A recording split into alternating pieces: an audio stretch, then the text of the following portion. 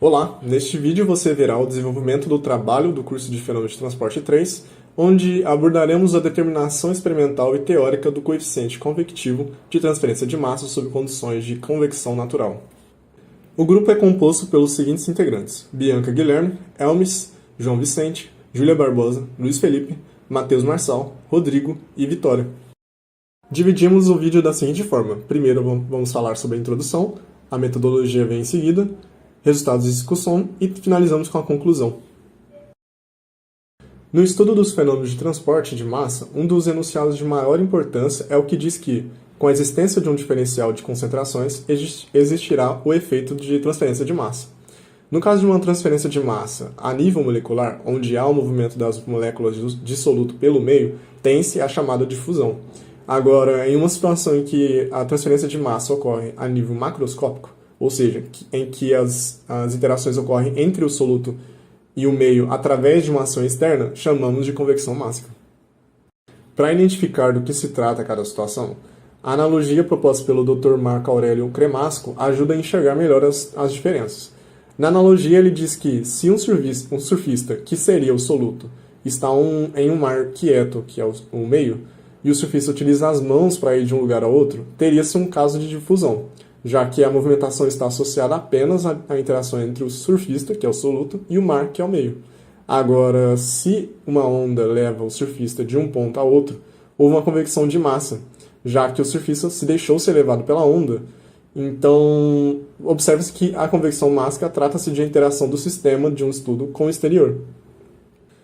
No nosso cotidiano, nós nos deparamos com convecção mássica de várias formas, seja nos processos de secagem, que é muito presente na indústria de grãos, ou outros setores da indústria que necessitam de uma secagem, né? É também visto na utilização de naftalina pelas donas de casa, visto que a naftalina exala moléculas de naftaleno pelo ambiente e que espalham insetos, como as baratas. E até mesmo a gente vê a convecção mássica nas roupas estendidas no varal, onde elas estão sendo secas pelo vento, né? Por falar em vento, outra característica da convecção mássica é que ela pode acontecer de forma natural ou de forma forçada. Na convecção forçada, é aplicada uma corrente do fluido em contato com a superfície do material, que acelera o processo de convecção. Neste presente trabalho, buscou-se ver o comportamento de uma convecção mássica natural, ou seja, onde há ausência desse escoamento. Olá, eu sou o Elmes e vou falar sobre a metodologia do nosso trabalho, ou seja, vou comentar sobre os materiais utilizados e o procedimento experimental realizado. Nós realizamos duas abordagens no nosso trabalho. A primeira abordagem foi do tipo experimental, onde a gente fez uso de medidas por gravimetria em uma unidade experimental, em laboratório, a fim de aferir aí o valor do coeficiente de difusão. A segunda foi uma abordagem teórica, onde nós fizemos uso de correlações físico-matemáticas para convecção natural aprendidas nas aulas de fenômenos de transporte 3, a fim de calcular um KC teórico e depois, posteriormente, fazer aí a comparação entre esses dois valores e conferir o desvio e os resultados que nós obtivemos.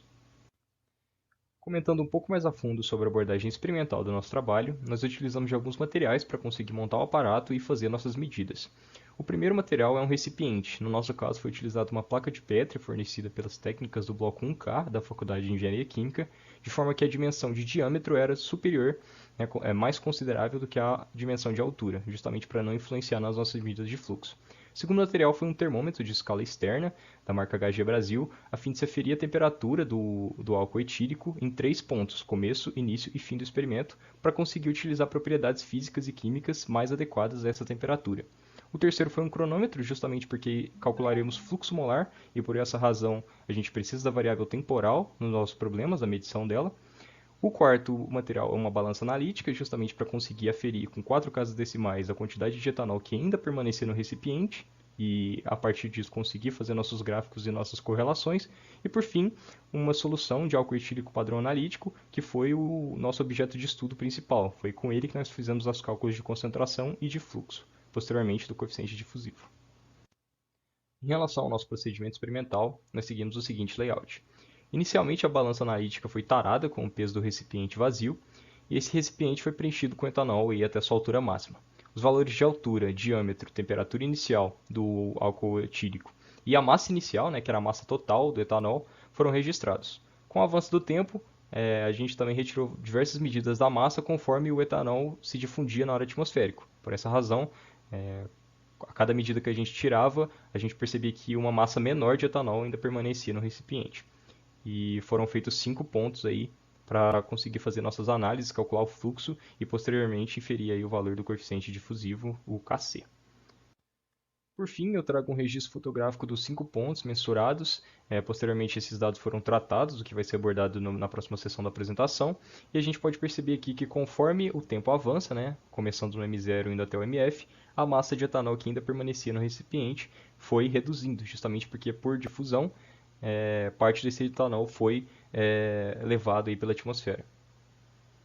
Olá, eu sou a Júlia e vou dar continuidade ao trabalho falando um pouco sobre os resultados que obtivemos, as discussões que podemos obter perante esses resultados e a conclusão.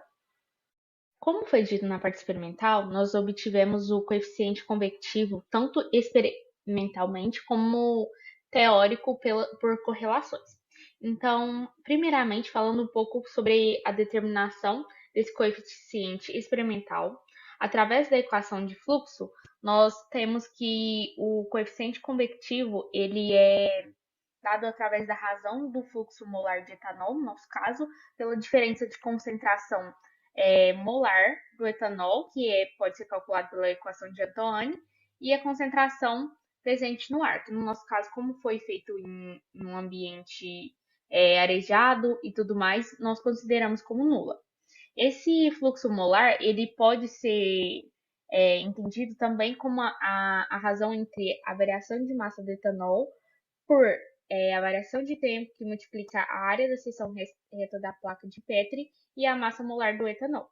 E essa variação de massa por tempo nós chamamos de N ponto. E aí, substituindo essa expressão lá na equação de fluxo, nós temos uma expressão para o cálculo do coeficiente convectivo experimental. Então, o N ponto, como eu falei anteriormente, nós obtivemos através da linearização do gráfico da variação de massa versus a variação de tempo, a área através do diâmetro da placa de Petri de 0,1440 metros, nós temos como sendo 0,065 metros quadrados, a concentração do etanol, nós calculamos como equação de Antoine, e a equação do etanol também, só presente no ar, foi considerada. E então, como explicado na parte experimental, nós, através da variação de 4 horas, nós determinamos a massa do etanol por meio de uma balança. Então, o nosso horário inicial foi às 10h30 com a massa de etanol de 75,7 gramas, chegando ao final, após 4 horas, às 14h30, com uma massa de 53,52 gramas. Com esses dados, obtivemos uma tabela de variação do tempo, agora já em segundos, e a variação da massa em gramas. Então, linearizando o gráfico da variação da massa em função da variação do tempo, obtivemos um R quadrado de 0,9988 e o N ponto, que é o coeficiente angular dessa reta, como sendo 0,016 gramas de etanol por segundo. E voltando lá, nós vimos que para calcular a concentração de etanol referente ao vapor, nós utilizamos a equação de Antoine com os coeficientes A, B e C e a temperatura em graus Celsius. Tanto a expressão quanto os coeficientes foram obtidos do Smith e Van Ness para o etanol, e a temperatura média foi adotada a 25 graus Celsius, que foi a nossa temperatura ao longo das 4 horas da prática.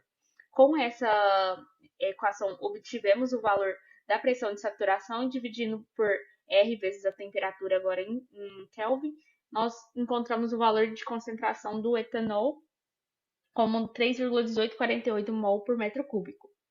E aí, com todos os valores, nós jogamos na expressão do Kc experimental, obtendo assim um valor de 1,6778 vezes 10 a menos 4 metros por segundo. Agora, já buscando estimar o valor desse coeficiente de transferência de massa já na parte teórica, utilizamos a correlação de Steinberg e Trebel para calcular o número adimensional de Sherwood E aí, com esse Sherwood, nós conseguimos calcular o Kc teórico multiplicando Sherwood pela difusividade mássica sobre o diâmetro da placa Petri. A difusividade mássica, então, nós corrigimos ela com a pressão atmosférica de Uberlândia obtida através do INMET durante o horário do experimento e também com a correção da temperatura para 25 graus Celsius, utilizando um DAB tabelado que encontramos no WELT. E fazendo todas essas correções através da expressão, da correlação, nós conseguimos chegar a um valor de DAB de 1,4851 vezes 10 a menos 4 metros quadrados por segundo. E aí utilizamos então a correlação de Steinberg and Treble para calcular o Sherwood. E aí para isso a gente utilizou os adimensionais Grashof e Schmidt. Então nós precisamos desses dois valores para calcular o Sherwood. E a expressão do Grashof, nós precisamos de valores, então, no caso de propriedades do ar e também da concentração que nós obtivemos anteriormente. E aí, com todos os valores que precisamos, as propriedades do ar foram retiradas do WELT para o ar seco a 300 Kelvin, que foi o valor mais aproximado que tivemos da nossa temperatura, e então o adimensional nós tivemos um valor de 14.794.719,87. Calculamos também o Schmidt, dividindo a viscosidade pela difusividade mássica, multiplicamos os dois adimensionais, calculamos o Sherwood de índice zero e voltamos à expressão original da correlação para calcular o Sherwood com um valor de 22,4216. Assim, através da expressão para o Kc teórico, então com o valor de Sherwood, difusividade mássica e diâmetro, nós obtivemos um valor do coeficiente convectivo de transferência de massa teórico como 2,31 vezes 10 a menos 3 metros por segundo. E para comparar com o teórico e o experimental, calculamos um desvio e obtivemos 92,75% de um desvio. Então, foi um desvio relativamente alto. Sendo assim, nosso grupo concluiu a prática, ela nos possibilitou, então, determinar o coeficiente de transferência de massa do etanol, tanto experimentalmente quanto através da correlação teórica, com valores de 1,68 vezes 10 a menos 4 e 2,31 vezes 10 a menos 3 metros por segundo, respectivamente. E ao se comparar esses valores, a gente nota um grande desvio significativo. Entre as fontes de erros, nós determinamos que aquelas que puderam ter contribuído foi a difusividade mássica do etanol tabelada e correlacionada posteriormente, ela foi feita para o ar seco e foi desconsiderada a umidade relativa que no dia do experimento estava muito alta devido à alta quantidade de chuva. Além disso, as propriedades do ar elas foram usadas a 300 Kelvin, que foi um valor de temperatura aproximado e também não considerando a umidade relativa. A outra coisa também é que adotamos a concentração molar do etanol num ambiente como sendo nula. Porém, por exemplo, pode acontecer de haver convecção forçada pela nossa movimentação ou janelas abertas do laboratório. E, por fim, a correlação que foi usada, ela é para o escoamento em torno de uma esfera e considerando convecção somente natural. E isso traz um erro, porque no nosso caso, nosso escoamento não foi por uma esfera, e também houve interferências de convecção que pode ter sido não somente natural. Porém, nosso grupo ele concluiu que foi de grande importância para o conhecimento de transferência de massa e coeficiente de transferência a realização dessa prática. Então, por fim, nós trouxemos as referências utilizadas ao longo do trabalho e agradecemos a atenção e a oportunidade que nos foi dada pelo professor.